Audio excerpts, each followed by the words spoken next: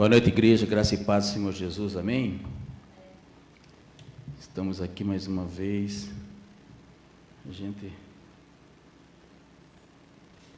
luta sozinho às vezes. É que nós nunca estamos sozinhos, né? Nós sempre estamos com Deus do nosso lado. Ô Senhor, Deus Pai Todo-Poderoso, cuida dessa igreja, cuida dessa nossa família, nossa grande família, Senhor, cuida das nossas empresas. Eu quero já te pedir, Senhor, desde o começo, do início, que nós estamos aqui chegando, que o Senhor abra o nosso coração e coloque lá dentro mais fé, mais coragem, Senhor, mais vontade de enfrentar as coisas difíceis, a vida difícil, que a cada momento, a cada notícia que a gente lê, Senhor, nos derruba, acaba com a gente, deixa a gente lá embaixo, desanimado, chateado, e parece que esse mundo está, Deus dará.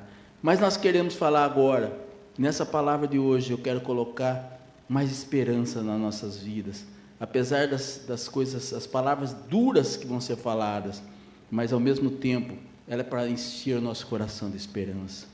Eu coloquei lá em Sofonias, capítulo 2, Sofonias é um dos pequenos profetas, né? Tem os grandes profetas e os profetas menores, né? Os profetas maiores e menores. Ele é um dos menores profetas, Sofonias. No capítulo 2 de Sofonias, no versículo 1 até o 6, eu coloquei como tema hoje: arrependa-se, logo não teremos mais tempo para isso. Se você tiver que se arrepender, se arrependa agora. O mundo está difícil, a vida está difícil, as coisas estão complicadas, e como foi falado no início, a gente não está, o culto já está rolando, né? Mas teve a oração inicial, e foi falado que a gente hoje faz tudo para ter dinheiro, para ter posição, a gente quer ter condição de comprar, e eu estava lendo hoje mesmo, alguma coisa sobre isso, né? Nós somos uma geração que foi criada para comprar. Nós achamos que comprando, que possuindo, que tendo dinheiro, nós conseguimos preencher aquele vazio que tem dentro do nosso corpo, do nosso coração, da nossa cabeça, mas nós nos esquecemos que a única coisa que pode nos preencher é a palavra de Deus, né? Mas é difícil colocar isso na cabeça das pessoas, né? A maioria não quer nem saber da palavra de Deus, é a última coisa que eles querem escutar, entender e viver. Então, nós precisamos estudar mais, aprender mais, para podermos viver melhor, não é verdade? É uma coisa muito estranha, a gente fala de estudar a palavra, tem muita gente que fala assim, mas para quê? Qual a vantagem? O que eu ganho com isso? Mas é uma coisa estranha, porque, veja bem, se você trabalha com mídia digital, por exemplo, você trabalha com computador, fazendo anúncio, vendendo pela internet, você não tem que fazer cursos sempre, você não tem sempre que estar se aprimorando, sempre tem alguém que sabe mais do que você, que pode te ensinar, e você consegue melhorar a sua performance. E por que não na palavra de Deus? Eu só estou falando para cristão, não é para quem não é cristão, é para cristão que se acha o cara, que sabe tudo, que nem na igreja ele precisa ir, que não tem pastor que pregue o suficiente para ele. É para essas pessoas que eu estou falando. A gente precisa aprender. Não importa se tem 1, tem 2, tem 5, tem 200, tem 1000. A gente tem que aprender. Aquele homem que vai lá pregar, que está na frente do púlpito, ele se esforçou para fazer aquilo lá. Não foi assim, caiu do céu. É lógico que o Espírito Santo nos ilumina, nos mostra o que falar. Mas a gente luta para fazer, é um sofrimento às vezes para a gente encontrar, é uma correria, é difícil de achar o que falar, o que Deus quer que a gente fale para as pessoas, não é fácil, né? Mas não tem valor nenhum, a maioria das pessoas não tem valor nenhum, acha que é uma pura bobagem, né? E principalmente as pessoas gostam de ouvir palavras que enchem o ego, palavras que, nossa, nos deixam poderosos, vocês são, vocês têm, vocês podem. Mas quando fala assim, vocês devem, vocês têm que obedecer, vocês têm que fazer, aí fica difícil, aí a gente não aceita. E é justamente sobre essas palavras que eu vou falar hoje. São palavras duras que talvez você, que se estiver ligado, assistindo, a hora que escutar o final da leitura, vai falar assim, eu não quero nem ouvir falar disso aí. Mas diz assim a palavra do Senhor em Sofonias capítulo 2, no versículo 1 em diante: reúna-se e ajunte-se nação sem pudor, antes que chegue o tempo determinado e aquele dia passe como a palha, antes que venha sobre vocês a ira impetuosa do Senhor, antes que o dia da ira do Senhor os alcance. Busquem o Senhor, todos vocês humildes do país, vocês que fazem o que Ele ordena. Busquem a justiça, busquem a humildade. Talvez vocês tenham abrigo no dia da ira do Senhor. Gaza será abandonada e Ascalon ficará arruinada. Ao meio-dia, Asdod será banida e Ecrom será desarraigada. Ai de vocês que vivem junto ao mar, nação dos quereteus. A palavra do Senhor está contra você, ó Canaã, terra dos filisteus. Eu a destruirei e não sobrará ninguém. Essa terra junto ao mar, onde habitam os quereteus, será morada de pastores e curral de ovelhas. Amém? Glória a Deus. A gente sempre quer ouvir que Deus nos ama, que tudo vai dar certo, que tudo vai funcionar. E tudo vai dar certo mesmo, e tudo vai funcionar, se a gente fizer a vontade do Senhor. Ele já fala aqui, né? No versículo 3, busquem o Senhor, todos vocês humildes do país, vocês que fazem o que Ele ordena, que Deus ordena, né? Busquem a justiça, busquem a humildade. Talvez vocês tenham abrigo no dia da ira do Senhor, mas aqueles que desobedecem, esses não terão, esses terão sofrimentos, simplesmente. O livro de Sofonias, ele relata a insatisfação de Deus com Judá e todas as nações que agiam com violência, idolatria, injúrias e outros diversos tipos de pecados. E Deus falou com Sofonias o que iria acontecer no dia da sua ira. Então, Sofonias é um profeta e ele está avisando a todos os povos, né? A todos aqueles que estão ouvindo. Lá em Naum, capítulo 1, 3... ele fala que a gente sabe que Deus é tardio em se irar, né? Lá em Naum 1,3 fala assim: o Senhor é tardio em irar-se, mas também em poder, e ao culpado não tem por inocente. O Senhor tem o seu caminho na tormenta e na tempestade, e as nuvens são o pó dos seus pés. Está vendo? Deus é tardio, Ele demora, Ele dá chance, Ele tenta, Ele faz de tudo para que a gente seja salvo, mas se a gente persistir no erro, vai ser difícil. O Senhor sempre dá tempo para o arrependimento, por isso é tardio em irar-se. Ele é amor e quer o bem de todos, mas também a justiça, e sua ira vem quando Ele vê que os homens, ao invés de se humilhar e se entregar, eles se entregam cada vez mais. Quando Ele vê que os homens, ao invés de se humilhar, eles se entregam cada vez mais aos desejos e ações pecaminosas, ou seja, preferem fazer a vontade do diabo, aquele que veio para matar, roubar e destruir. Muitas vezes, né? A maioria de hoje, a gente vê isso. Você falou no começo e está assim. A gente prefere o dinheiro. Mas como que eu vou ter dinheiro? Não, eu tenho que roubar, eu tenho que matar, eu tenho que ser deputado ou senador, ou tenho que ser do STF, aí eu posso roubar à vontade, ninguém fala nada. Eu posso ser presidente também, né? Você tem que ser político. Eu tenho que ter um jeito de tirar dinheiro, porque eu quero, eu necessito, eu preciso ter posição, eu tenho que ter carro bom, novo, eu tenho que ter vários carros, eu tenho que ter casas, de tudo quanto é jeito, em tudo quanto é lugar. Eu tenho que ter dinheiro no banco, eu tenho que ter posição, eu tenho que ter. Mas é contra a lei de Deus, né? Deus não está contente com isso, mas não tem problema, eu quero ter. E pergunte para as pessoas dentro da igreja, se elas não querem ter. Porque nós pregamos para elas que elas têm que ter, porque Deus é maior, porque Deus é a prata e o ouro é de Deus, então nós temos que ter tudo, nós temos que ser tudo rico. E se nós não formos ricos, nós estamos insatisfeitos, nós estamos criticando, nós estamos reclamando. Só que nós esquecemos, né? E o mundo está chegando no final. E o que eu vou fazer com todo o meu dinheiro, com toda a minha riqueza, com todo o meu carro novo, meu iate, meu jet ski? O que eu vou fazer com eles? Vou levar para o céu? Eu estava vendo um desenho lá, uma chargezinha, falando assim: a porta é estreita, não tem como levar. O cara tentando passar com as malas de dinheiro, botar o carro, não tem como. Teve que jogar tudo para fora e tentar passar de ladinho assim, ó, porque a porta é estreita. Não dá para levar tudo que a gente quer.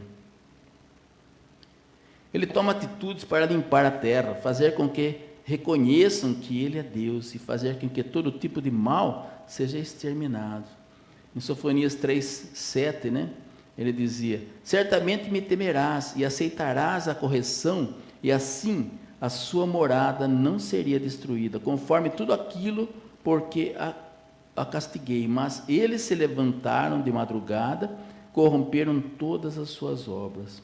Então nós vemos que o Senhor sempre nos avisa sobre o que vai acontecer e o que pode, né, o que nós devemos fazer, qual vai ser a consequência. Deus, de alguma maneira, Ele vai avisando, através da sua palavra, através de um pregador, através de um profeta, através da própria leitura, do estudo da Bíblia. Ele vai avisando, e a gente sabe o que vai acontecer com a terra agora.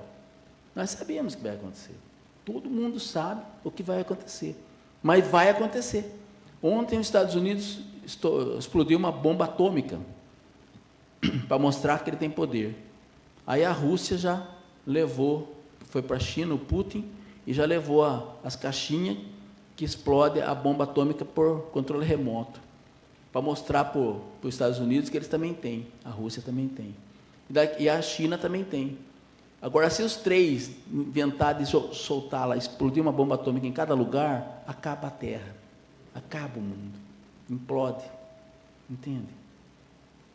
Não vai acontecer isso, provavelmente, porque a própria palavra diz que vai restituir, esse mundo vai ser restaurado. Então, esse mundo vai ser aniquilado, todas as sementes malignas vão ser aniquiladas, tudo, todo joio que tem na terra, Deus vai dar uma rapada, né? Vai passar com aquele trator de esteira, lá assim por cima, vai arrebentar tudo, e começar tudo de novo, nova plantação, nova semente, um novo homem, né? O homem restaurado. E a Jerusalém, tem a celeste, mas vai ter a Jerusalém na terra, nós vamos morar. A Jerusalém é meio complicado, né? Porque não será só aquela Jerusalém, porque não vai caber, né? Apesar que não tem tanta gente que vai ser salva também, né? Hoje nós temos 8 bilhões de pessoas no mundo, né? Eu não acredito que 10%, se 10% for salvo, vai ser muito. Lógico que Deus gostaria de salvar todo mundo, mas não tem possibilidade, não tem. O mundo é mau, o mundo jaz no maligno, o mundo vai adorar o anticristo, o mundo quer que o anticristo venha. Já tem religiões satânicas, as pessoas adorando Baal, na rua, nas igrejas, eles estão fazendo igreja para Satanás, né? Tem culto para Satanás, tem tudo, está tudo certo. Eles não querem Deus. Por que essas pessoas serão salvas? Como elas serão salvas? Não tem. É o que Deus está falando aqui. Gaza será abandonada, Ascalon ficará arruinada, Asdod será banida, Ecrom será arraigada. Arraigada é tirar com a raiz, vai arrancar fora, não vai existir mais, entende? De todas essas cidades aqui, só Gaza não é que ela sobrou, né? Gaza ficou um pedacinho lá e mudaram o nome, e voltou e acabou ficando. Hoje ainda tem, a Gaza ainda existe, mas as outras sumiram quase todas, não existem mais, ou se existem, estão destruídas. Isso foi naquele tempo, e hoje Deus vai fazer isso de novo. Não vai ter Estados Unidos, Rússia, China que vai suportar. Eles não acreditam, eles acreditam no poder da arma, no poder da bomba, e eles não acreditam no poder de Deus. Então ele toma atitudes para limpar a terra, né? Fazer com que reconheçam que Ele é Deus, e fazer com que todo tipo de mal seja exterminado. Lá em Sofonias 3,7 fala assim: eu dizia, certamente me temerás e aceitarás a correção, e assim a sua morada não será destruída, conforme tudo aquilo porque eu castiguei, mas eles se levantarão de madrugada e corromperão todas as suas obras. Então, vemos que o Senhor nos avisa, mas a gente não obedece, a gente não faz aquilo que o Senhor quer. Por isso, que não tem jeito. O castigo do Senhor é para que sejamos salvos, para que possamos abandonar nossos pecados, reconhecer que Ele é Deus e ter anseio de morar com Ele, pois por amor e desejo da nossa salvação, Ele entregou seu Filho unigênito para morrer uma morte dolorosa na cruz. Deus protege e guarda os que andam em retidão. Os que obedecem às suas palavras são livrados do mal. A ira do Senhor não se acende sobre eles, se não abandonarem a vontade de Deus. É por isso que a palavra nos alerta em Sofonias 2:3, né? Busquem o Senhor, todos vocês humildes do país, vocês que fazem o que Ele ordenou. Busquem a justiça, busquem a humildade. Talvez vocês tenham um abrigo no dia da ira do Senhor. Nós não conseguimos nem imaginar, né? Como será o dia da ira do Senhor? Você já imaginou? Como será o dia da ira? O que vai acontecer? Eu não queria estar aqui. Se fosse possível, a gente já não está mais aqui, seria ótimo, né?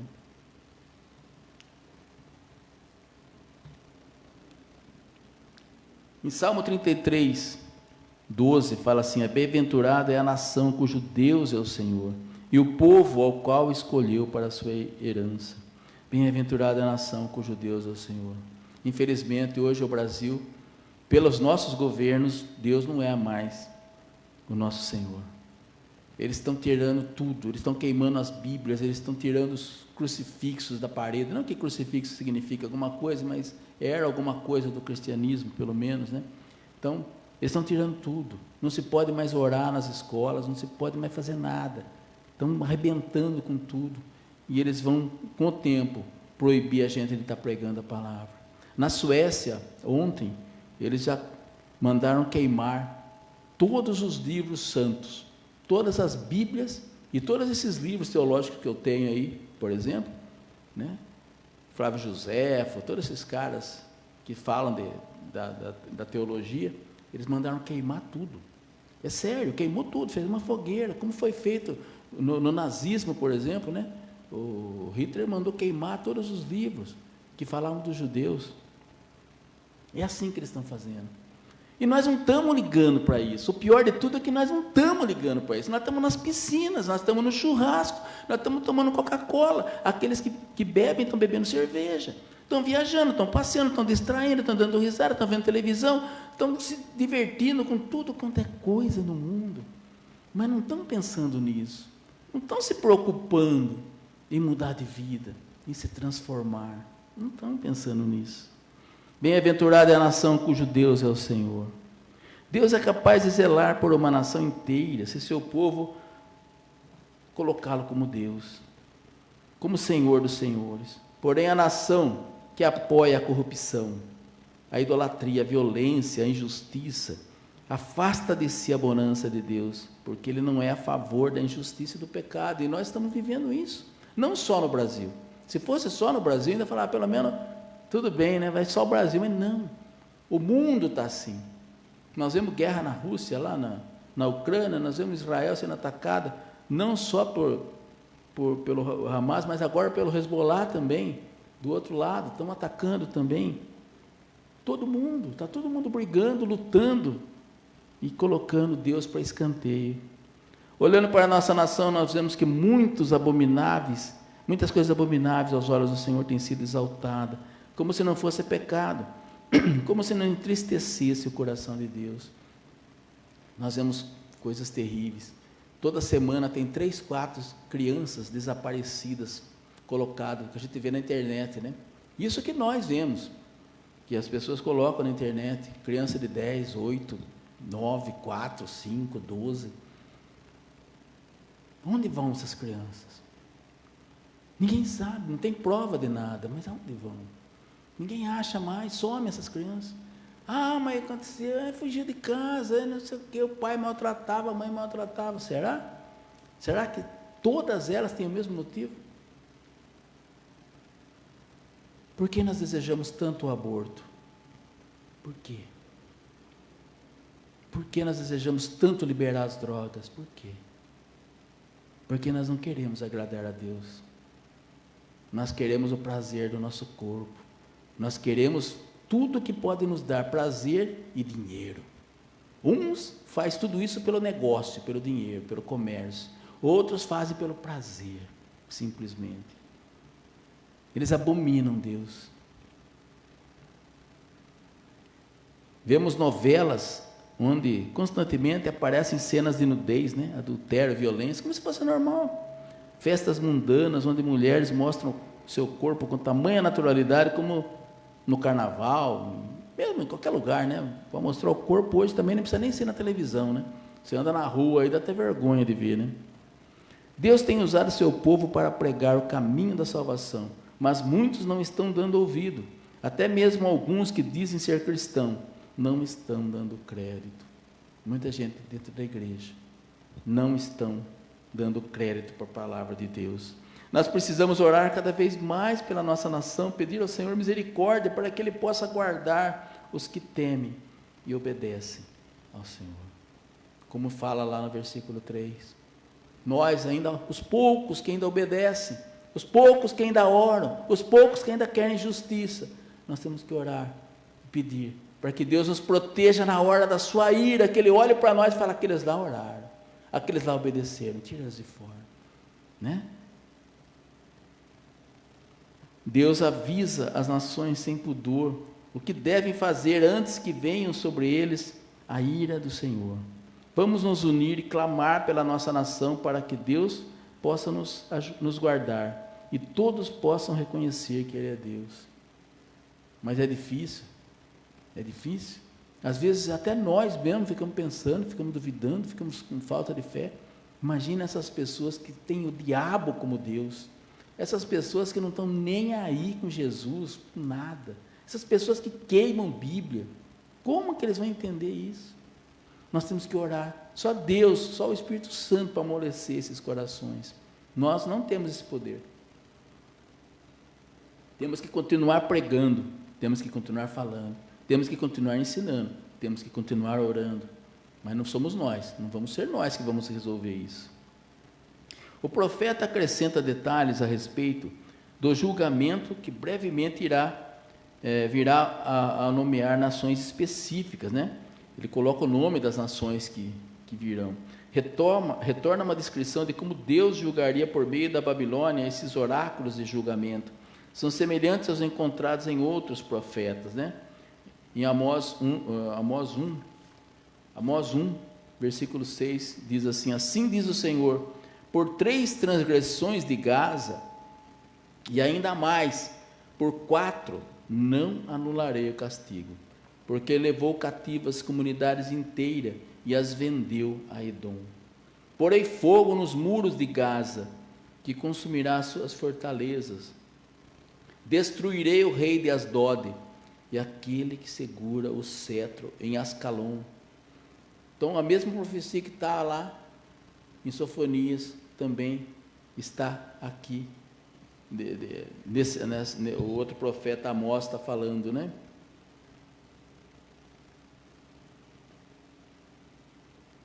E ele continua aqui, em Sofonias, no capítulo 3, né? 6-8, ele fala: eliminei nações, suas fortificações estão devastadas, deixei desertas as suas ruas, suas cidades estão destruídas, ninguém foi deixado, ninguém. Eu disse à cidade: com certeza você me temerá e aceitará a correção, pois então a sua habitação não seria eliminada, nem cairiam sobre ela todos os meus castigos, mas eles ainda estavam ávidos por fazer todo tipo de maldade. Por isso, esperem por mim, declara o Senhor. No dia em que eu me levantar para testemunhar, decidi ajuntar as nações, reunir os reinos e derramar a minha ira sobre ele. Toda a minha impetuosa indignação, o mundo inteiro será consumido pelo fogo da minha zelosa ira. Você vê que Deus estava bravo. E hoje eu tenho certeza que Deus está do mesmo jeito. Não vem falar, não, mas hoje não tem nada. Deus ainda não acabou com esse mundo, porque ainda tem um pequeno grupo de cristãos que oram. Tem um pouco de igreja ainda séria, que fala com Deus, que pede, que clama, que chora, que faz jejum, que renuncia a certas coisas para que Deus olhe e fale, nossa, eu não vou destruir esse mundo. Como ele falou para Abraão, né? Ele ia destruir lá o Sodoma, e Abraão foi falando, se tiver tantos gente boa lá, não, se tiver tanto, então, se tiver um pouquinho menos, também dá, até que viu que não tinha jeito mesmo, não tinha ninguém que prestava lá, por isso foi destruído, porque não tinha ninguém. Se tivesse uma pessoa boa, Deus não ia. Então hoje ele ainda tem uma turminha aqui, mas essa turminha está morrendo, essa turminha está ficando velha, né? A juventude hoje tem gente boa, mas é raro. De cada 10 moleques, tem meio moleque que serve, o resto não serve para nada, é só para, não dá nem para falar. Então é triste isso, né? A gente vê o mundo jogado às traças.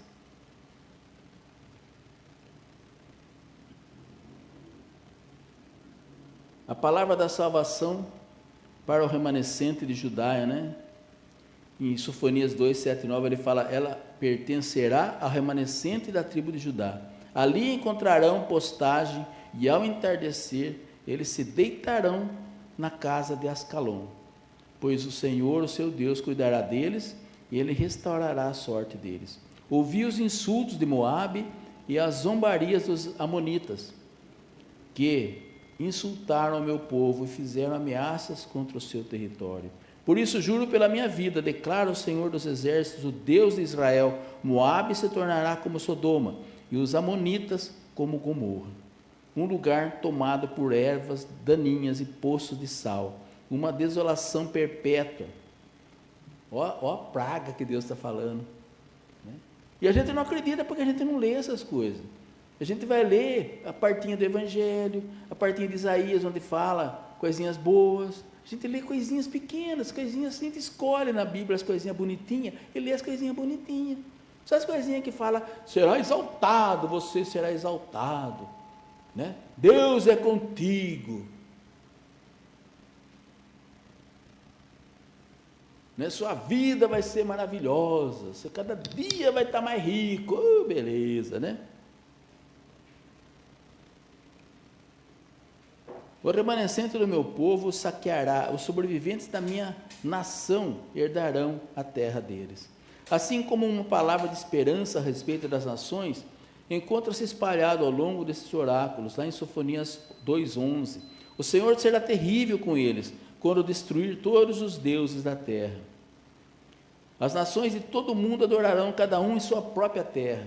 O texto segue um padrão presente, né, nos livros dos profetas, como Jeremias e Ezequiel, uma palavra de advertência a Israel, um julgamento das nações e uma promessa futura de restauração. Não é só para as terras ruins, é para Jerusalém, é para Israel também. Os filisteus haviam atormentado Israel desde o tempo de Sansão, né?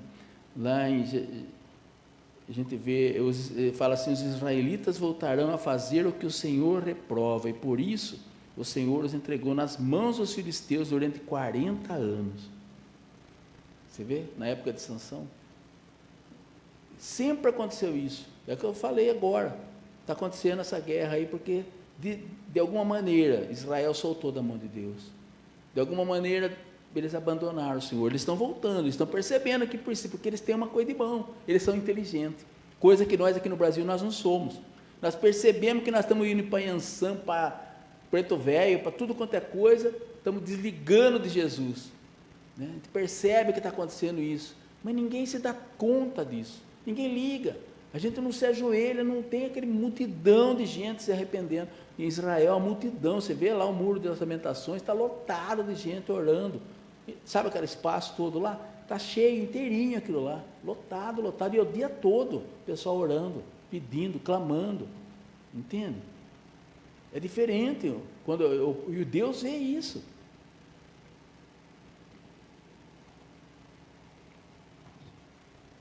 Assim como uma palavra de esperança a respeito das nações, encontram-se espalhados ao longo desse oráculo de Sofonias, né?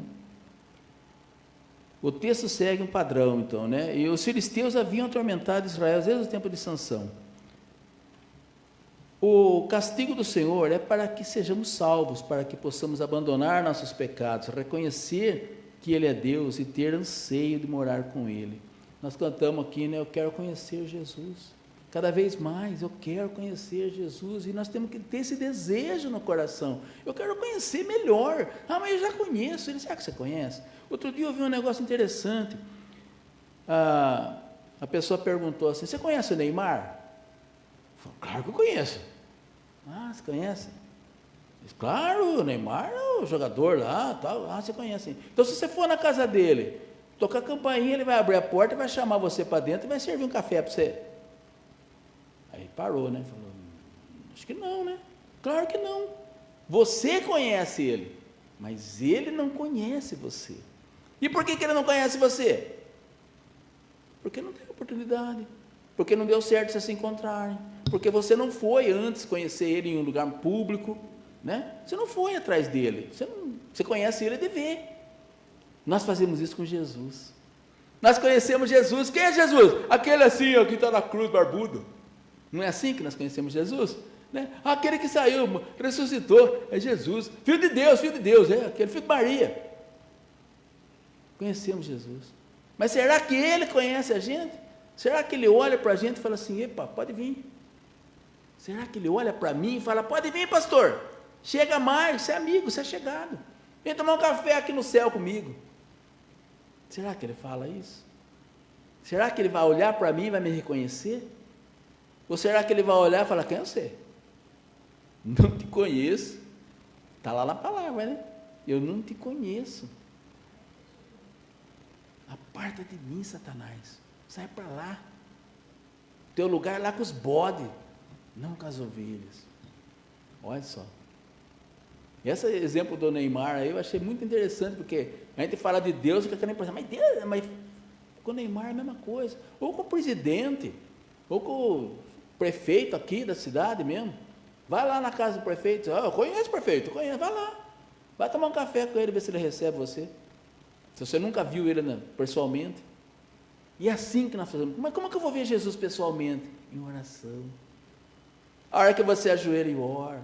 Ou mesmo você, eu falo ajoelhar, mas às vezes não dá para ajoelhar, né? Tem gente que tem problema. Então senta, sentado mesmo, deitado, sentado, do jeito que você puder. O importante não é o seu corpo, mas é o seu coração, né? É o seu pensamento, é a sua mente. E você falar: Deus, estou aqui, Senhor. Eu quero te conhecer melhor. Chega mais perto de mim. Dá a mão aqui, Senhor.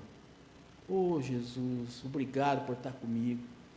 Né? Comece a conversar com Ele, conta seus problemas para Ele, conta suas dificuldades, conta suas alegrias. Agradece a Ele por estar vivo, por ter ainda força para fazer alguma coisa, né? Por ter uma cabeça que pensa, um olho que enxerga, nem que enxerga com óculos, mas enxerga. Faz isso. E Ele vai começar a te conhecer, porque você vai falar tanto, né, de você mesmo para Ele, e vai agradecer tanto a Ele por tudo que Ele dá para você, que Ele vai te conhecer. É assim que a gente faz se conhecer por Deus. Então deixe que Deus te conheça, que Deus te chame pelo nome. E Ele conhece a gente desde o ventre da nossa mãe, né? Deus sabe, desde o ventre da mãe, Ele já conhece a gente. Não é que Ele não vai, não é que Ele não vai saber quem é você, mas você não vai ter intimidade com Deus. Então Ele vai olhar para você e falar: mas tudo bem, eu te conheço, mas você, ó, fique fora, você não é daqui, você não faz parte do meu time.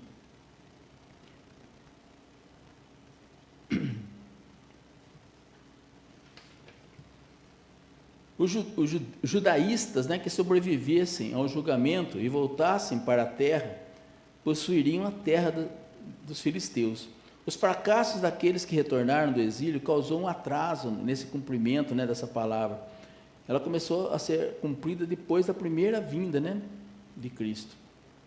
Lá em Efésios 1:19 fala assim: é incomparável a grandeza do seu poder para conosco os que cremos, conforme a atuação da sua poderosa força. Esse poder Ele exerceu em Cristo, ressuscitando-o dos mortos e fazendo assentar à sua direita, muito acima de todos os governos e autoridades, poder e domínio e de todo nome que se possa mencionar. Deus colocou todas as coisas debaixo dos seus pés e o designou como cabeça de todas as coisas, Jesus, né? Que é o seu corpo, a plenitude daquele que enche todas as coisas, em toda e qualquer circunstância. Né?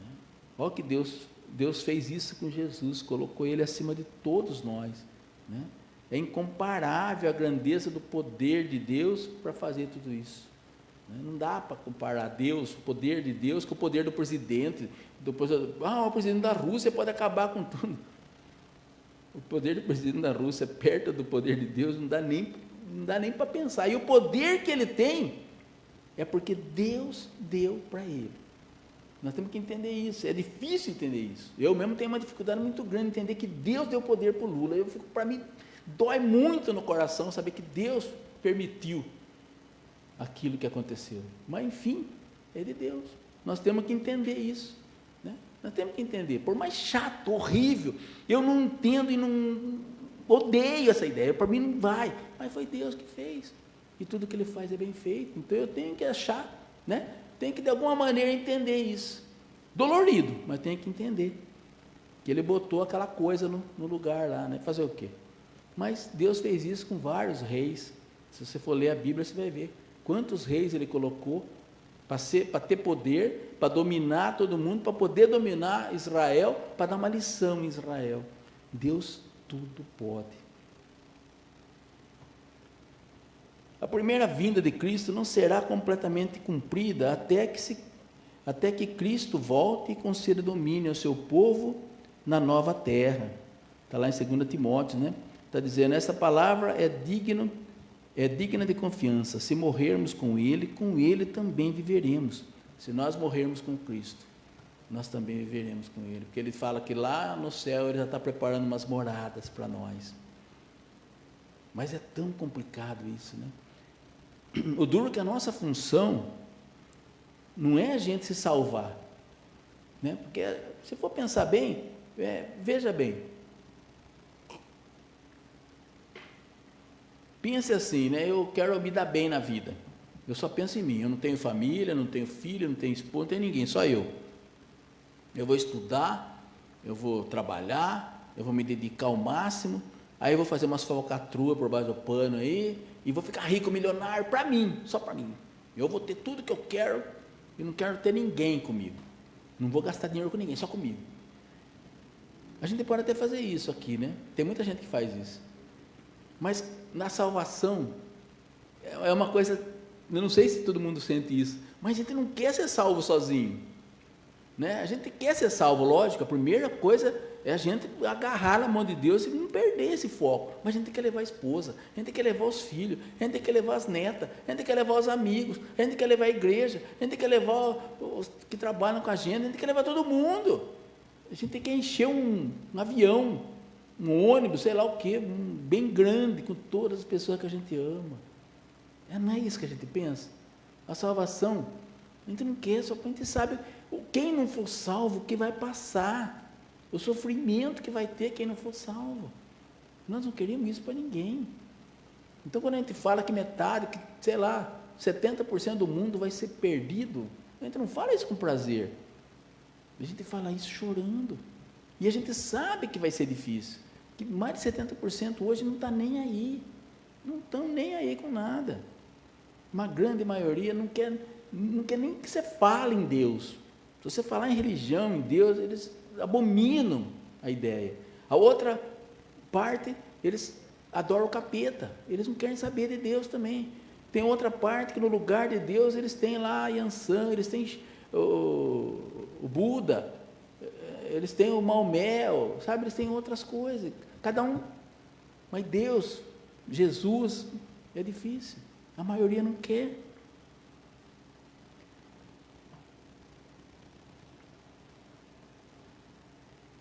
Isso haveria de acontecer porque Deus os visitaria e os faria retornar do cativeiro, ou atentaria para eles, para que mudasse a sorte deles. Né? Em Sofonia 3,20 fala assim, naquele tempo eu ajuntei vocês, né? Naquele tempo os trarei para casa, e lhes darei honra e louvor entre todos os povos da terra, quando eu restaurar a sua sorte diante dos seus próprios olhos, diz o Senhor.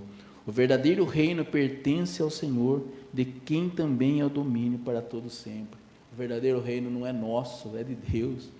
Nós não temos poder. Eu posso ser o cara mais importante do mundo, eu não sei nada. Nos últimos dias, os dias que estamos vivendo, que compreende o período entre a sua primeira vinda de Jesus, né, e ao seu retorno, nós estamos entre a primeira vinda e o retorno de Jesus, né? E ele prometeu isso, que ia acontecer isso. Ainda os homens acham que possuem reino e que têm domínios. Nós não conseguimos entender que nós não somos nada, que nós estamos de passagem. Quantas milhares, milhões, bilhões de pessoas já passaram, não? Napoleão Bonaparte, nossa, era o cara, morreu. Maria Antonieta, era famosa, morreu. A Rainha Elizabeth, essa perpetuou bem, mas morreu. Pelé, era o rei do futebol, morreu. Garrincha, pernas tortas, morreu. Para falar alguns. E um monte de mais e mais. Quantos mais? E quantos de nós até o final desse ano ainda vai morrer? Quantos de nós vai morrer? O que adianta? Eu tenho uma dinastia, eu tenho, nossa, um monte. O que adianta? Nos últimos dias nós estamos vivendo sem compreender, né? É o período entre a primeira vinda e a segunda vinda de Cristo. Os homens acham que possuem reinos e têm domínios, mas não sabem nem entendem que Deus está nos usando para cumprir todos os seus propósitos. A gente não entende isso, né? Eu mesmo tem hora que eu não entendo, eu falo, Deus, como que pode deixar acontecer isso? Mas Ele está usando, Ele está nos usando como propósito, para que seja feito o propósito dele. Maranata, né? Maranata significa o Senhor Jesus vem. Maranata, o Senhor Jesus está chegando. Tudo isso que foi falado é simplesmente para colocar na nossa cabeça e no nosso coração que Jesus está voltando. E não adianta falar, mas isso aí é bobagem, eu sei que vão falar isso. Eu sei que as pessoas escutam isso aí, fica sempre falando, isso aí, minha avó já falava isso, minha tia falava isso, minha mãe falava isso, nunca aconteceu. Eu sei. Mas você pode não acreditar, mas eu vou continuar falando. Eu quero ficar esperto. Não sei se eu vou conseguir também, né? Porque eu também sou humano e tem hora que a gente se perde, mas nunca ficar desprevenido. Não deixe a sua lâmpada ficar sem óleo. Não deixe ela se apagar. O noivo pode chegar a qualquer momento e ele vai levar a noiva. Ele vai tirar a noiva, vai levar a noiva para o casamento. E se você ficar sem óleo, sem luz, você não vai conseguir acompanhar. Então fique esperto. Não abandone. Não abandone as igrejas, não abandone os seus pastores, não abandone a congregação, não abandone as orações, né? Faça parte de um ministério, mas não fique trocando de ministério todo dia. Sabe aquela coisa? Eu faço parte, hoje eu sou Zé, amanhã eu sou Maria, hoje eu sou um, amanhã eu sou dois, hoje eu estou no vermelho, amanhã eu estou no amarelo, depois da manhã eu estou no verde. Você não fica raiz em nenhum lugar, porque nada está bom para você. Fique-se no lugar só, né? Mas o lugar tem fofoqueiro. E que lugar que não tem? Todo lugar tem fofoqueiro. A igreja é um hospital. É para pessoas ruins, é para pessoa que está doente, com problema. Elas vão vir ali para ser curadas, porque Deus é maior. Quantas pessoas que entram péssimas na igreja e ficam curadas, né? E aquelas que não ficarem, porque não querem ficar, não porque Deus não pode, é porque elas não querem ser tratadas. Tem muita gente que vai para o hospital, ou receita o remédio, ela não toma o remédio, porque ela acha que se tomar aquele remédio lá, vai dar isso, vai dar aquilo, ela não toma o remédio, depois dá a doença grave, e ela não tomou o remédio, ela não foi curada. Na igreja é a mesma coisa. Se você não fizer tudo o que foi falado, se você não seguir as orações, não fazer as coisas certas, não vai adiantar nada você estar na igreja. Mas venha para a igreja, aprenda, ouça a palavra, aprenda, estude, leia na sua casa, faz grupo de oração na sua casa, com seus filhos, com a sua esposa, com o seu marido, né? Senta junto ali, leia, Estude, procure entender melhor as coisas. Procure fugir um pouco desse mundo. É duro de fugir, né? Mas procure.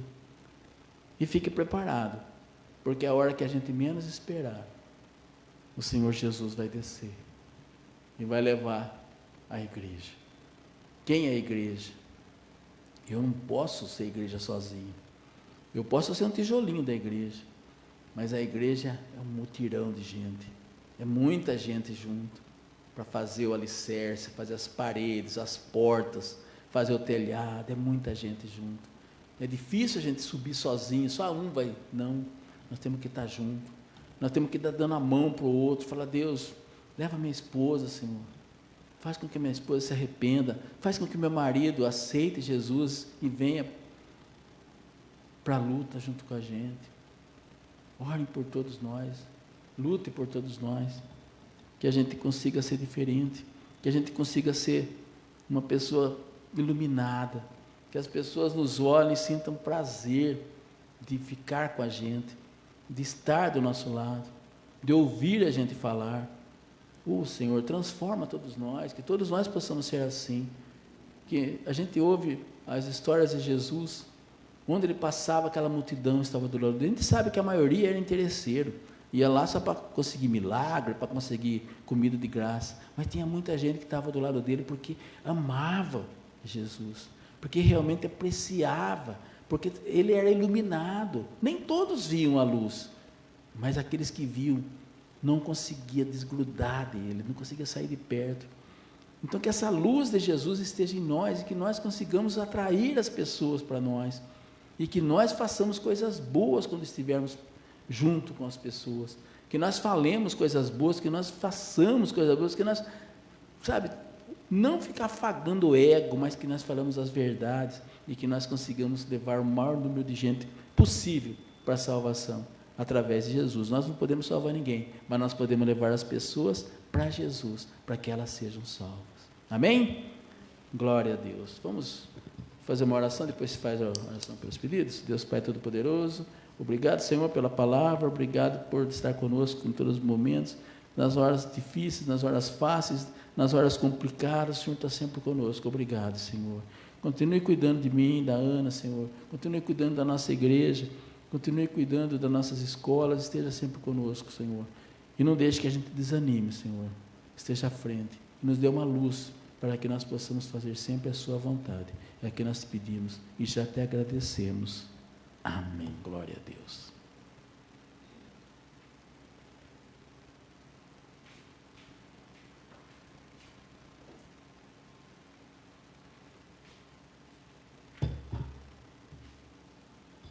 Senhor, meu Deus e meu Pai, nós cremos na Tua graça, no Teu poder, sabemos que Tu és o Deus Todo-Poderoso, é o Deus do impossível, Senhor, é o Deus de milagres, é o Deus que cura, que liberta, que restaura, Senhor. E é em nome de Jesus que eu venho te pedir nesta noite, por esses pedidos aqui colocados, pelas nossas vidas, Senhor, que o Senhor possa dar a bênção, dar a vitória que cada um precisa, meu Pai. Eu não sei o que seus filhos estão pedindo aqui, mas eu sei o que eu peço, Pai. E eu peço que o Senhor, em nome de Jesus, nos atenda, nos dê a bênção, nos dê a vitória que cada um de nós precisamos, Pai. Em nome de Jesus, que seja, não sei se é alguma causa na justiça, ou algum problema no desemprego, Pai, que o Senhor possa entrar com providência em cada causa. Em nome de Jesus eu te peço, entra, Pai, com a Tua graça, entra com o Teu poder, que haja restauração, que haja cura, que haja libertação, Pai, pois só o Senhor pode. Tu és o nosso Deus. É para a honra e glória do Teu santo nome que nós oramos e já te agradecemos. Amém.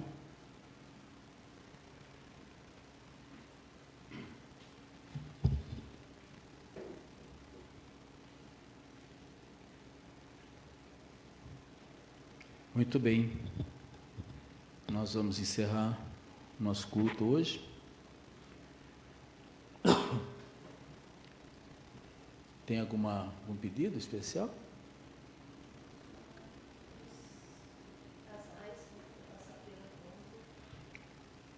Nós vamos orar, né, pelos casais da Igreja Agnus, em Sorocaba. Todas as Agnus mandam os casais para Sorocaba, e o encontro vai ser sexta-feira que vem, começa na sexta e termina no domingo. Então, pelo 26º encontro, né, que o Senhor esteja à frente, ajudando o pastor Negrão, sua esposa, né, a conduzirem os casais lá, em nome de Jesus. Nós queremos orar e pedir, e nós vamos ver se a gente consegue fazer o jejum, né, a partir de amanhã, para a semana, né, para que aquele encontro seja maravilhoso, como será, com certeza. Em nome de Jesus vai ser bênção. Põe a mão no seu coração agora, vamos encerrar o nosso culto de hoje. Deus Pai Todo-Poderoso, obrigado, Senhor, por estar aqui conosco. Obrigado, Senhor, pelo culto de ontem também. Foi 15 anos da Igreja Assembleia de Deus Terra da Promessa, do Bispo Samuel. Nós estivemos lá. Obrigado, Jesus. Obrigado pela vida deles, da pastora Isabel. Obrigado pela igreja deles, sempre acolhedora, Senhor. Que o Senhor esteja sempre com eles, dando força, saúde, capacidade, para que eles continuem fortificando o seu reino, Pai. Que eles continuem pregando a palavra, levando a palavra o mais longe que eles puderem, que eles continuem congregando e trazendo pessoas ali, como eles estão fazendo há 15 anos, Senhor. Sabemos que não é fácil, que é complicado, mas nós sabemos que até aqui o Senhor tem ajudado, e continue ajudando, Senhor. Eles merecem, são nossos amigos, e são amigos do Senhor também, com certeza. Obrigado, Deus. Também pedimos pelo encontro de casais, que será nesse final de semana, na Igreja Agnus, né, lá em Sorocaba. Que o Senhor esteja com todos eles, com todos os organizadores, com todos os casais, e que haja mudança realmente na vida das pessoas, como sempre há, Senhor. Que o Senhor esteja à frente de tudo, e fazendo com que tudo dê certo. Obrigado, meu Deus. E que essa semana seja uma semana abençoada para todos nós aqui na Fanatel, na Peixinho, que tudo seja consumado, Senhor, toda a sua vontade, que tudo que nós queremos, Senhor, que tudo que nós pensamos sejam coisas boas, que o Senhor se agrade dos nossos pensamentos e das nossas vontades. Eu quero também pedir pelo nosso irmão, né, o pastor Denis, a pastora Margarete, que eles também estão lá decidindo para vir para Piracicaba, que o Senhor esteja à frente da vida deles, consolando todas as tristezas que possa ter, Senhor, e dando a eles a alegria, Senhor, de fazer a coisa certa. Vir para cá ou ficar lá, não importa, Senhor, mas que seja feita a Tua vontade, não a vontade deles, né? Eles já perceberam que o Senhor já deu a dica, que é para eles vir para cá. Nós queremos recebê-los aqui da melhor maneira possível, que o Senhor nos ajude também, Senhor, para que possamos fazer o melhor por eles, que as portas sejam abertas em todos os lugares, que a gente consiga ter uma ajuda boa, talvez na igreja, na Fanatel, na Peixinho, e o mais importante, eles são nossos amigos, e que eles estejam próximos de nós, para que a gente possa cultivar ainda mais a nossa amizade. Mas obrigado, Senhor, cuida deles, de todos eles, com muita saúde, com muita força, muita inteligência, Senhor, para que tudo dê certo. Obrigado, Senhor. Eu quero pedir também pelos meus irmãos, que o Senhor abençoe cada um deles, Osvaldo e a Odete, Senhor, e a Nena e o Arnaldo também, meus cunhados, minha cunhada. Que o Senhor abençoe a vida de cada um deles, seus filhos e netos, Senhor, abençoe todos eles. Abençoe também os meus filhos, Senhor, a Fabiane, o Gustavo, o Cláudio, o Claudinei, Senhor. Abençoe suas esposas e abençoe minhas 3 netas maravilhosas, Senhor. Cuida da vida delas em todos os sentidos, Senhor. Também peço, Senhor, pela minha esposa, a Ana, que o Senhor esteja na vida dela, tira todas as dores, Senhor, todas as coisas ruins que faz com que ela não consiga dormir à noite, que ela sofra muito, tenha muito problema, Senhor. Cuida dela, Senhor. Cuida, Senhor. Coloca a sua mão, seu óleo de bálsamo no corpo dela, e tira todas as dores agora, em nome de Jesus, Pai.